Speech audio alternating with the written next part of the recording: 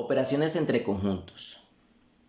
Dentro de las operaciones entre conjuntos, la primera que tenemos es la intersección. Intersección y su símbolo es como una U invertida. La intersección se refiere a cuando tenemos dos o más conjuntos y hablamos de intersección, son aquellos elementos que se repiten en todos los conjuntos que participan en esa operación. Si observamos el gráfico, vemos que aquí tenemos el conjunto A, tenemos nuestro conjunto B, y la intersección vienen siendo los elementos de A que también están en B. O sea, los elementos que están en el conjunto A y que están en el conjunto B se repiten, por lo tanto serían esos elementos compartidos entre ambos conjuntos. Esta sería nuestra intersección.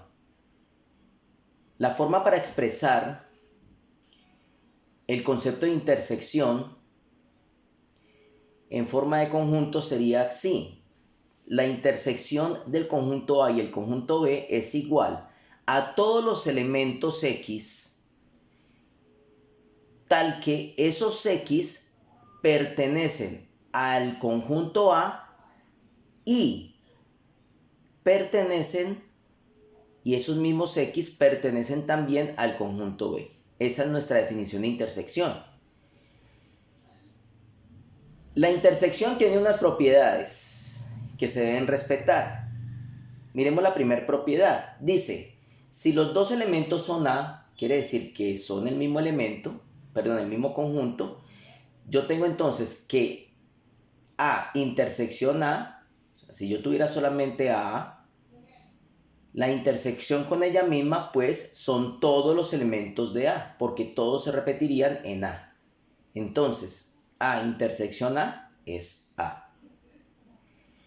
Miremos la segunda propiedad. Dice que cuando tengo dos conjuntos diferentes, entonces tengo que A intersección B sería igual a lo contrario, B intersección A. O sea, que los elementos del conjunto A que son intersección con el conjunto B, en este caso estos, son los mismos elementos que si yo cogiera el conjunto B y le hiciera la intersección con el conjunto A. Entonces siempre se repiten, van a ser iguales.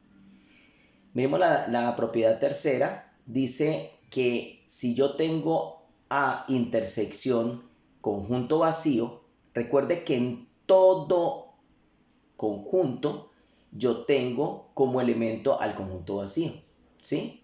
Entonces, si yo tengo al conjunto A y quiero hallar la intersección con el conjunto vacío, pues por lógica también es el conjunto vacío. O sea, es el único elemento de este conjunto que estaría también compartiéndose con A. El conjunto vacío entonces sería el resultado de A intersección conjunto vacío. Tenemos la cuarta propiedad que dice que si yo tengo un conjunto A y está en intersección con la intersección de otros dos conjuntos diferentes, en este caso B intersección C, en este caso aquí tendríamos que colocar otro diagrama de Venn simbolizando el conjunto C. Entonces, si yo tengo al conjunto A y aplico la intersección con la intersección del conjunto B y el nuevo conjunto C, esto sería igualmente la A, el conjunto A intersección B, intersección con ese tercero que yo obtuve, o sea C. Entonces esta propiedad después con ejemplos los vamos a clarificar. Entonces esas son las cuatro propiedades que se ajustan a la operación de intersección entre conjuntos. Miremos un ejemplo. En este ejemplo tenemos dos conjuntos, uno escrito por extensión y otro escrito por comprensión. Tenemos el conjunto A, que son los elementos menos 1, 2, menos 3, 4, menos 5, 6, 7, menos 8 y 9. Esos son los elementos escritos por extensión del conjunto A. Ahora miremos los elementos que constituirían el conjunto B. Dice que son todos los X que pertenecen a los números naturales. Quede claro, números positivos.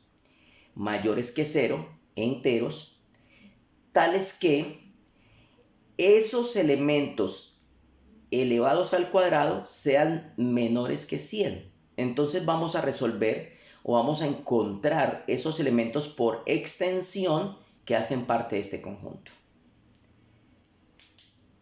Vamos a coger entonces la desigualdad que dice que son todos los x al cuadrado menores que 100. Si quiero saber cuáles son esos x, entonces lo que hago es que aplico raíz cuadrada a ambos componentes de la desigualdad. Entonces sería x cuadrado con su raíz para poder eliminar menor que raíz también de 100. Como en las desigualdades también lo que yo haga en este extremo tengo que hacerlo en este extremo. Si es aquí raíz cuadrada aquí, tengo que aplicar raíz cuadrada acá. Entonces esta raíz se eliminaría con ese cuadrado y me quedaría x, que es lo que quiero saber, cuáles son esos x que están aquí, menores, y la raíz de 100 me da 10. O sea, que los elementos que están dentro de este conjunto B son todos los números x menores que 10, pero en este caso nos están condicionando que tienen que ser naturales, o sea, deben ser enteros, porque los x menores de 10 pueden ser el 9,5, 9,8, son infinitos, pero aquí nos especifican que tienen que ser números naturales. Entonces sobreescribamos el conjunto B. Entonces el conjunto B ya, no por comprensión sino por extensión, aquí nos dicen claramente que son todos los x menores que 10 pero que sean naturales. Entonces serían el 1, el 2, 3, 4, 5, 6, 7, 8, 9 y el 10. Perdón que no me alcanzó allí, pero entonces cerramos allí. Entonces tenemos todos los números del 1 al 10, ¿sí? Son todos los x menores que 10 y que son naturales, ¿sí? Entonces recuerda que los números naturales son mayores que 0, por eso empezamos desde el 1, pero son menores en este caso que 10. Ahora, miremos una cosa, yo coloqué el 10, pero si me dice que son todos los x menores que 10, no debo colocar el 10. ¿Por qué? Porque dice menor que. Si dijera menor o igual que 10, debería de colocar el 10. Entonces corregimos acá. Entonces son todos los dígitos, son los números del 1 al 9, sin incluir el 10. El 10 es un límite, pero no hace parte del conjunto. Entonces estos serían los números por extensión de esta expresión como conjunto por comprensión.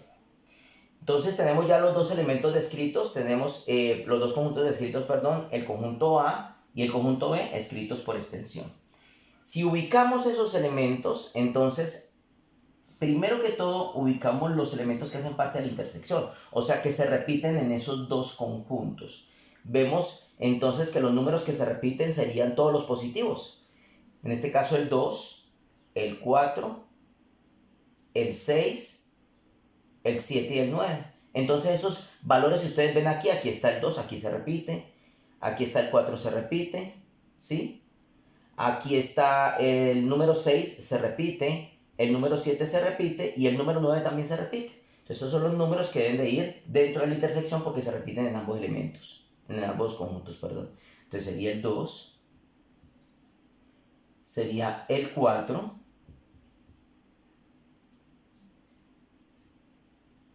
sería el número 6, sería el número 7, y sería el número 9. Bien, esos son los elementos que se repiten en ambos conjuntos, por eso se colocan en la intersección. Ahora vamos a colocar en el conjunto A, solamente en su sección, lo que no se repite. En este caso serían los negativos, menos 1. Tendríamos el menos 3. Tendríamos el menos 5. Tendríamos el menos 8, y esos son los elementos del conjunto A que no se repiten, pero que hacen parte del conjunto A. Ahora miremos en el conjunto B. En el conjunto B, entonces, ¿quién quedaría? Quedarían aquellos que no se colocaron acá, en este caso el 1, tenemos el 3, tenemos el 5, tenemos el 8,